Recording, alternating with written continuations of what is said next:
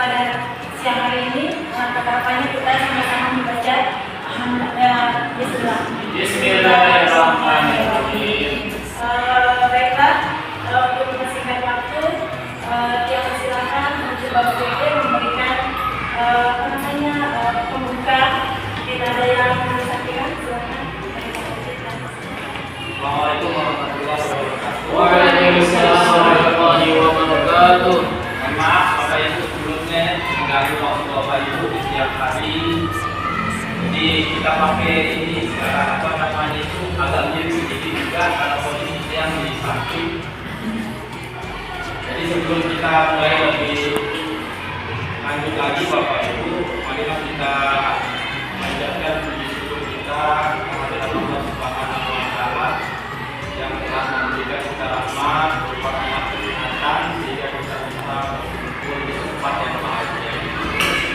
Tidak lupa pula kita layankan selawat serta salam kita Sallallahu alaihi wasallam yang telah mengumpul kita dari alam yang telah kita alam yang seperti yang kita rasakan pada siang hari ini. Dengan kita sama-sama mengucap Allahumma sholli ala sayyidina Muhammad wa ala ali sayyidina Muhammad.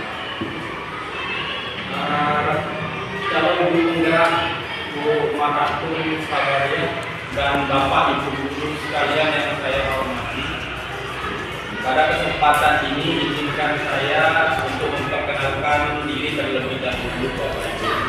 Jadi nama saya pribadi atau nama saya pribadi yaitu Eko Kipati SPD yang guru fisika ngajar di SMA Negeri 3 Solok, yang kebetulan pada kesempatan ini yang dipercaya oleh Kemendikbudristek sebagai pengajar praktik calon guru penggerak angkatan 11 Kabupaten Bogor. Jadi pada kesempatan ini Bapak Ibu, kita akan melakukan pendampingan kedua pada salah satu rekan calon guru penggerak kita, Ibu Maratun, yaitu pendampingan yang kedua. Di mana dalam proses pendampingan ini Bapak Ibu, saya selaku pengajar praktik hanya sebatas menjadi pemantau atau penilai jalannya diskusi yang dilakukan oleh Ibu Maratun.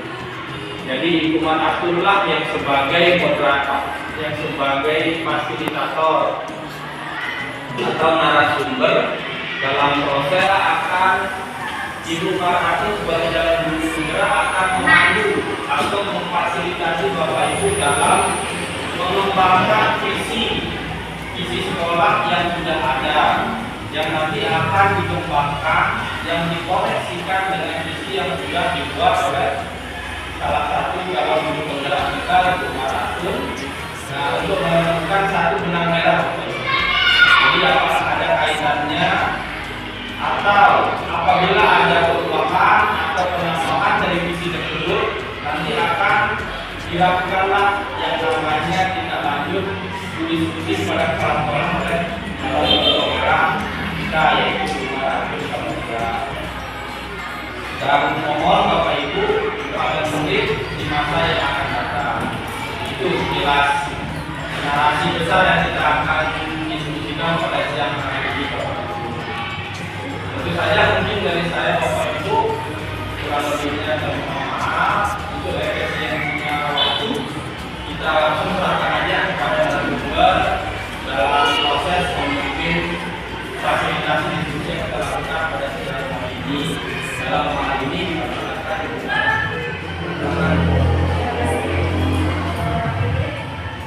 Baiklah, kita akan lanjutkan diskusi kita kali ini, yaitu tentang visi dan azab perubahan sekolah. Nah, kemarin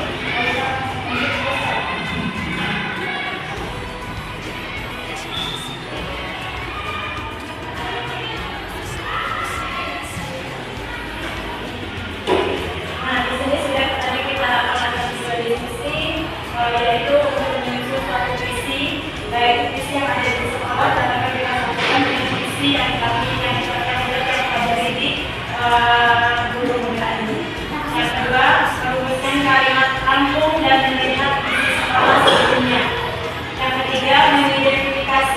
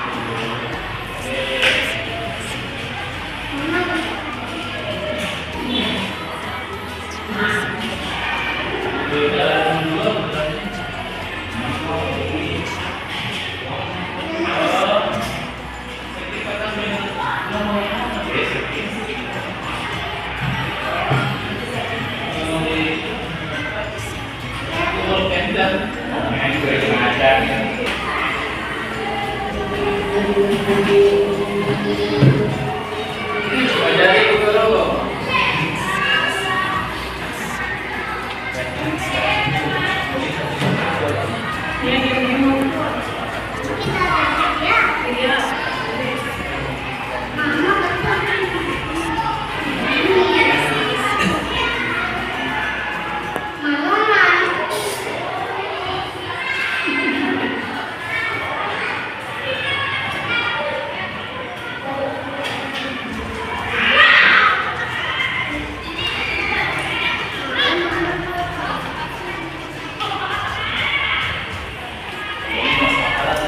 Apa murid di sekolah kita sadar itu bahwa yang kelima kita warga di sekolah ini yakin untuk titik-titik kita dan warga di sekolah ini paham bahwa titik-titik silakan diisi.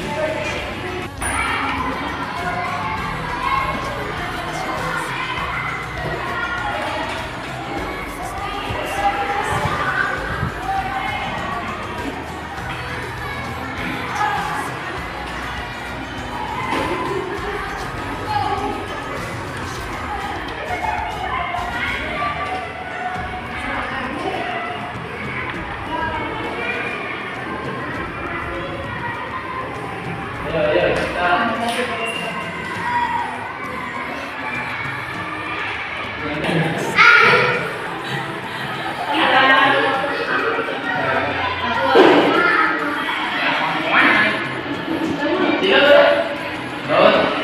kita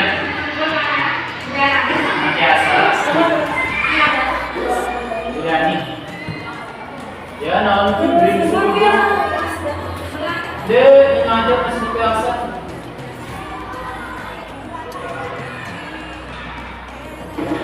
Jadi salah nomor. Betul-betul jawaban aja, jawaban tidak aja.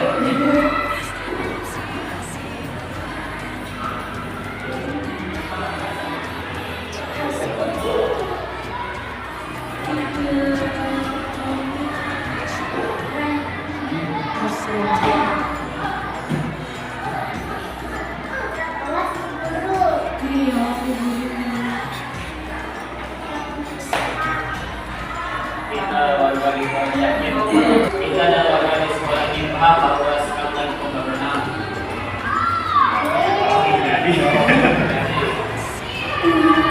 kita mempunyai murid-murid yang ada tempat belajar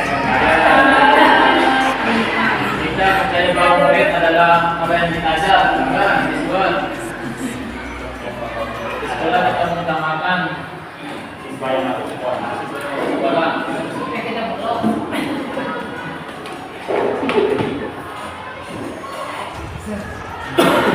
Pak, ini jawaban nomor 5 kita harus yakin untuk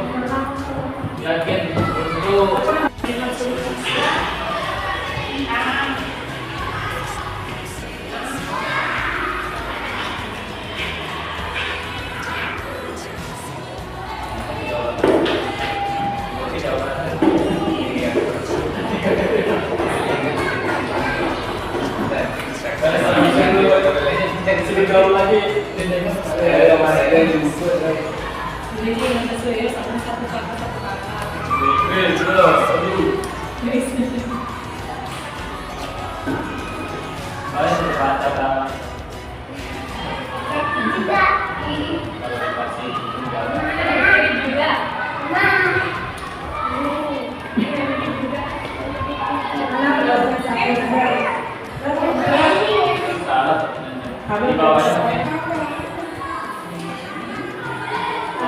Baiklah, terima kasih sudah menjawab pertanyaan yang ada di UTT. Nah sekarang dia akan mencoba melihat jawaban dari rekan-rekan guru hebat. Untuk pertanyaan pertama, kita memberikan murid-murid yang seperti apa? Ada yang menulis jawaban serba bisa, ada juga yang menjawab murid yang berakhlak mulia, berkarakter cerdas, ada juga murid yang memiliki karakter profil pelajar Pancasila sesuai dengan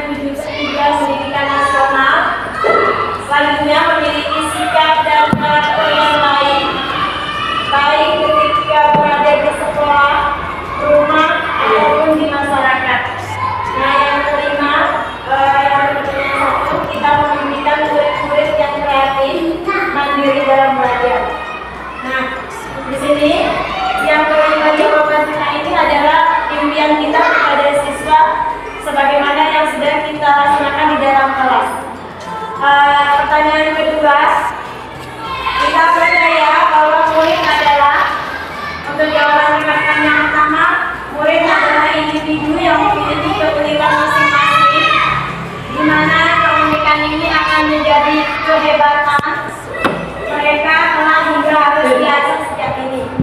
Yang kedua, pendapat yang kedua, manusia unik.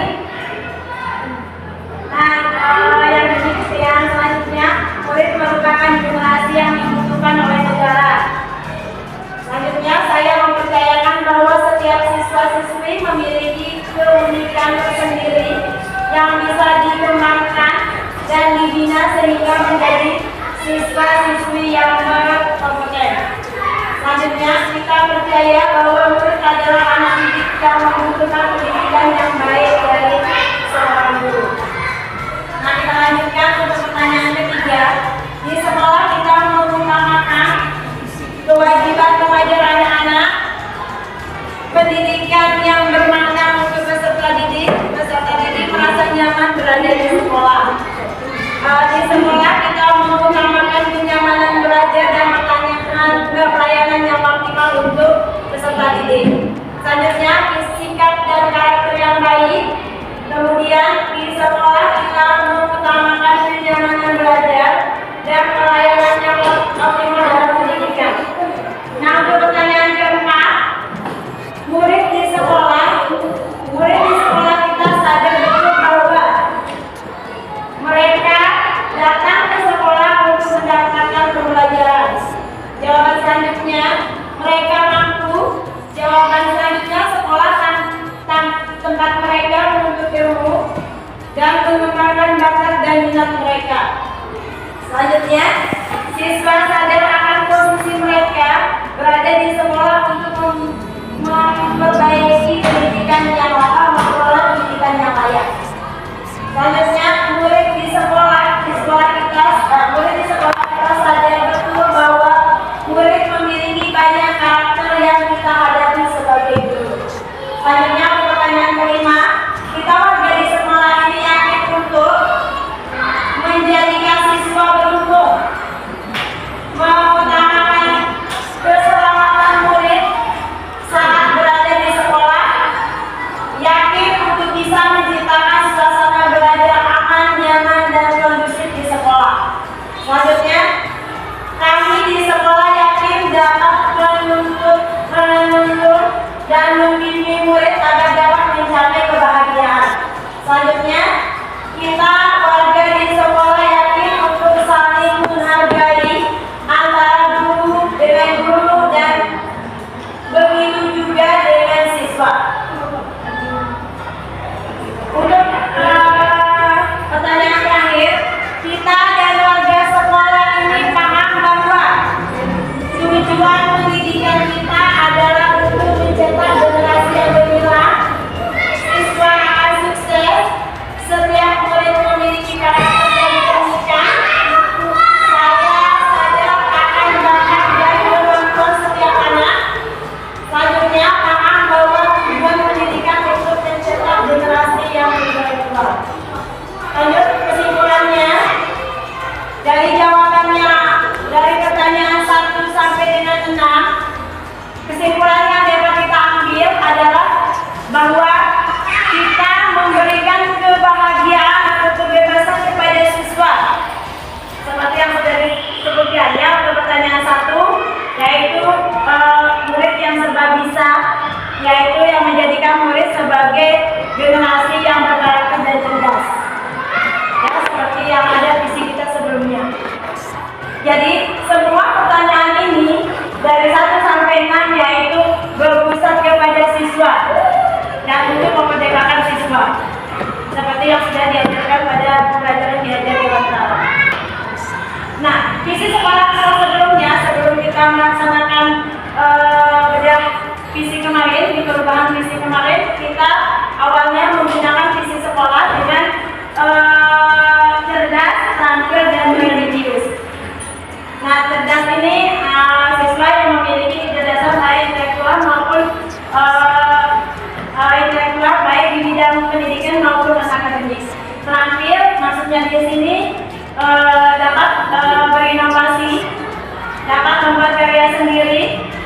Dan religius itu adalah agama, baik dari segi yang sering kita laksanakan seperti kegiatan pagi, sholat duha bersama, bacaan juz amma, atau sholat duha bersama. Nah, di sini apakah visi sekolah kita selama ini sudah selaras dengan cita-cita kita untuk murid? Karena mungkin ada yang bisa, apakah visi sekolah kita yang pertama yang berpikir kemarin sesuai dengan cita-cita untuk murid, selaras untuk murid?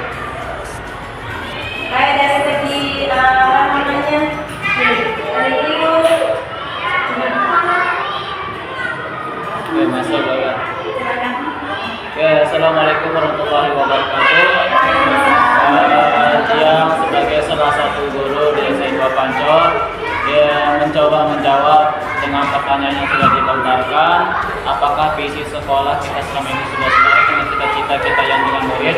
Dari visi yang sudah dibacakan tadi oleh guru Sadaria tentang cerdas, terampil dan religius, itu sudah sesuai dengan dan selaras dengan cita-cita kita untuk murid itu, dan kita buktikan dengan kegiatan-kegiatan yang sudah disampaikan tadi, baik kegiatan pada pagi harinya maupun eskolnya itu kita lakukan untuk mensukseskan dan melaraskan visi sekolah kita itu. Jadi beberapa hal yang kita lakukan untuk menselaraskan visi ini. Jadi visi ini bukan hanya untuk dipampang, dibuat, tetapi kita selaraskan dengan tujuan dan program yang kita buat seperti yang sudah kita lakukan sebelumnya. Terima kasih. Terima kasih. Nah, untuk pertanyaan kedua, adakah yang ingin disesuaikan atau ditambahkan dari visi sekolah kita? Mungkin ada yang bisa menambahkan. Oke, sedikit menambahkan ya. Ingin menambahkan, memang kemarin sudah kita coba saya lihat visi misi sekolah. Namun dengan perkembangan zaman yang ada pada saat ini, kita butuh pembaruan visi, tetapi pembaruan di sini bukan hanya kita total rombak ya, kita tambah sedikit lah. Jadi yang mungkin yang bisa ditambahkan dari dia yaitu cerdas, terampil, religius, dan mampu menghadapi tantangan global. Karena di sini kita zamannya sudah IT, kita belajarnya serba IT, jadi mereka anak-anak kita harus bisa lah mengoperasionalkan namanya komputer atau HP ini. Itu saja mungkin yang bisa saya tambahkan. Jawaban ini nyambung dengan jawaban. Oh iya, lanjut ya. Nah, ini visi yang kita buat kemarin. Sekolah visi yang lama kita ini kita tambahkan dengan visi sekolah kita, yaitu terwujudnya pelajar beriman yang cerdas, mandiri, dan mampu menjawab tantangan global. Nah, ini dari visi yang lama, cerdas, dan religius, diganti dengan terwujudnya pelajar beriman yang cerdas, mandiri, dan mampu menjawab tantangan global.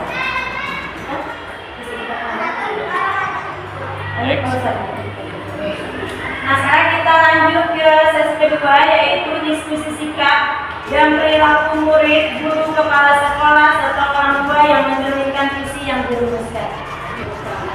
Nah, contoh perilaku guru, murid, kepala sekolah, orang tua terkait visi yang dirumuskan. Nah, di sini guru masuk tepat waktu, ramah kepada anak, mengajar dengan menyenangkan. Insya Allah semua ini sudah kita laksanakan.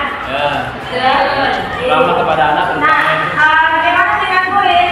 Murid yang disiplin dan sopan terhadap guru. Insya Allah siswa kita juga semuanya sudah disiplin dan sopan terhadap guru. Nah, untuk orang tua yang mendampingi anak saat belajar, mungkin ya pada saat anak-anak mengerjakan tugas atau pada saat belajar di rumah, peran orang tua itu sangat penting. Prakasa perubahan di sini dia mencoba, karena visi yang diajarkan di guru penggerak itu adalah gambaran kita ke depan. Apa sih yang akan kita tuju kepada siswa kita? Jadi yang mencoba membuat visi untuk siswa, yaitu mewujudkan pembelajaran yang menyenangkan berbasis teknologi. Itu yang buat. Karena pada saat ini kan pembelajaran kita harus berdasarkan teknologi, baik itu menonton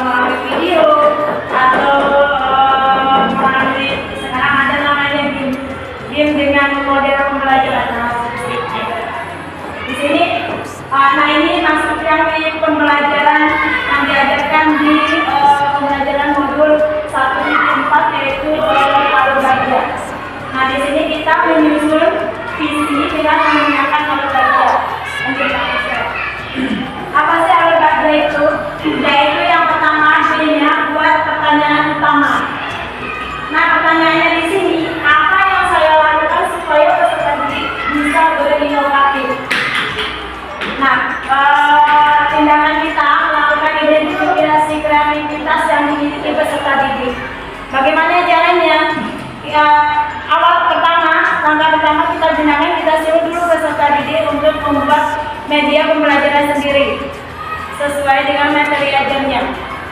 Nah, ini akan nanti dari sini kita akan tahu mana siswa yang berinovatif, misalkan dia membuat media ajar sendiri, walaupun sederhana, gitu kan?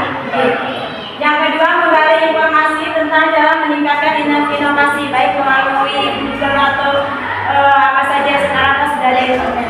Lanjut ke Ustaz. Nah, yang hanya ambil pelajaran.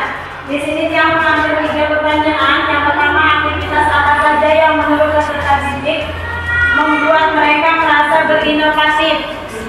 Maksudnya, pada saat ada diskusi kelompok mereka membuat suatu kerja, itu namanya kita sudah membuat mereka merasa berinovatif.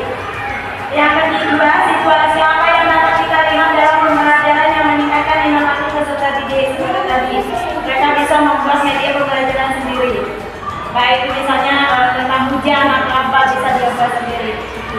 Yang ketiga, keterampilan apa yang sudah saya miliki dan membantu saya mewujudkan pembelajaran inovatif terhadap peserta didik. Nah, di sini saya terutama ini belajar dari Google atau internet, bagaimana membuat media yang sesuai dengan tingkatan anak atau bahasa anak. Tindakannya meminta peserta didik itu mengutarakan inovasi mereka tentang pembelajaran yang dilaksanakan, memberikan pertanyaan pemantik untuk merangsang kognitif mereka dalam berpikir inovatif. Yang B, yaitu gali mimpi. Nah, di sini ada 2 pertanyaan. Proses pembelajaran seperti apa yang dapat saya lakukan untuk meningkatkan inovasi peserta didik seperti tadi sama saja. Berarti di sini kita akan menggali mimpi siswa. Yang kedua, apa langkah-langkah baru yang saya inginkan terjadi jika pembelajaran yang dapat meningkatkan inovasi peserta didik sudah berjalan dengan baik. Nah, tindakannya membuat daftar berinovasi baru yang saya peroleh. Yang kedua, membuat gambaran sikap dan respon peserta didik atas kesalahan yang mereka buat, misal melalui wawancara. Contoh hasil peserta didik tidak takut berbuat salah, mengambil pelajaran dari kesalahan, berupaya memperbaiki dan berani berkreasi. Lanjut. Yang D adalah jabarkan rencana. Apa langkah-langkah untuk menyiapkan pembelajaran yang menunjukkan berinovasi peserta didik? Nah, di sini kita terkaitnya dengan modul ajar atau model pembelajaran yang kita gunakan. Yang kedua, apa hal pertama yang dilakukan untuk bisa mewujudkan berinovasinya peserta didik? Tindakan menyiapkan sumber media pembelajaran yang akan digunakan, merancang pembelajaran yang bisa menimbulkan pemikiran yang inovatif. Yang lain namanya atur eksekusi. Pertanyaannya, apa rencana tindak lanjut yang akan dilakukan setelah berwujudnya pembelajaran yang berinovasi? Di sini tindakannya merencanakan kegiatan yang akan dilakukan, merefleksikan kegiatan yang sudah dilakukan, dan mengembangkan rencana tindak lanjut dari pembelajaran yang sudah. Nah, di sini ada satu pertanyaan, apa inisiatif perubahan yang dapat dilakukan bersama untuk mencapai visi sekolah? Apa inisiatif perubahan yang dapat dilakukan bersama untuk mencapai visi sekolah? Mungkin dari rekan-rekan guru hebat bisa menjawab. Pertanyaan pertama.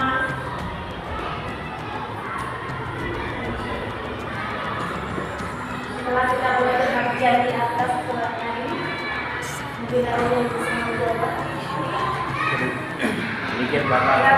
Ya, terima kasih. Mungkin untuk inisiatif perubahan yang dapat kita lakukan bersama untuk mencapai visi sekolah itu tentu dengan menjalankan program-program yang ada di sekolah yang mengacu ke visi kita. Karena kan visi dan ada misinya, visi dan misi. Jadi turunan dari visi itu kan misi. Jadi apa yang kita lakukan di misi tentu akan berdampak pada visi sekolah. Ini lebih memaksimalkan misi atau program yang sudah dilakukan di sekolah. Untuk pertanyaan kedua, apa saja kolaborasi yang dapat dilakukan guru, orang tua, kepala sekolah agar visi sekolah dapat tercapai? Mungkin ada yang bisa menjawab?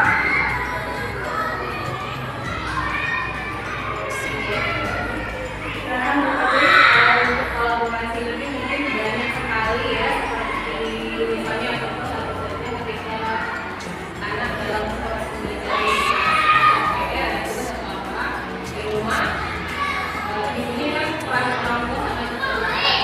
Kalau tidak ada kolaborasi dengan orang tua, anak tidak akan waktu belajarnya di rumah. Jadi kolaborasi ini sangat-sangat dibutuhkan, baik itu dari guru, orang tua maupun kepala sekolah. Nah, kalau misalnya semua tanggung jawabnya dilaksanakan dengan baik, baik itu guru, orang tua, kepala sekolah, insya Allah anak-anak didik kita itu akan mencapai pembelajarannya yang benar-benar optimal. Itu kan yang kita inginkan dalam belajar optimal. Jadi kolaborasi ini bisa terjadi di banyak bidang, terutama sekali di proses pembelajarannya. Mungkin itu dari kreatif yang kolaborasi. Terima kasih Bu Putri. Nah, untuk pertanyaan ketiga, apa bentuk kegiatan yang dapat dilakukan guru, orang tua, kepala sekolah agar visi sekolah dapat tercapai? Kegiatan apa? Misalnya yang dapat kita lakukan kepada orang tua, kepala sekolah. Jadi ada bagian juga kan?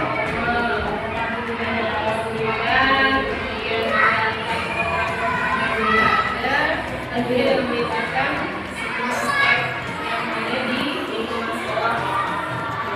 Nah, yang terakhir, apa langkah konkret yang akan dilakukan untuk merealisasikan rancangan prakarsa perubahan ini dan bagaimana waktunya?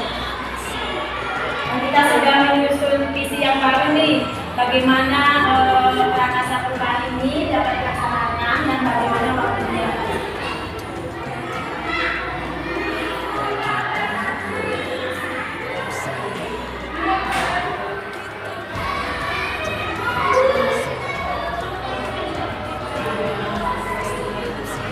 Mungkin Pak Ustadz, Bu Oda, atau Pak Ahmad, atau Bu Ani, silakan. Oke, dari Bapak ya. Jadi beberapa langkah yang kita lakukan sesuai dengan prakarsa yang dibutuhkan dari visi misi terutama yang kita sudah diskusikan ini, dan masalah waktunya itu sudah kita akan atur dengan program-program yang sudah kita buat. Dan itu waktunya sesuai dengan program, ada program mingguan, ada bulanan, bahkan ada tahunan juga. Itu waktu yang kita akan pakai itu untuk melakukan program untuk konkretnya lah dari visi-misi perubahan visi-misi yang tersebut. Terima kasih. Baik, kita simpulkan saja. Nah, jadi visi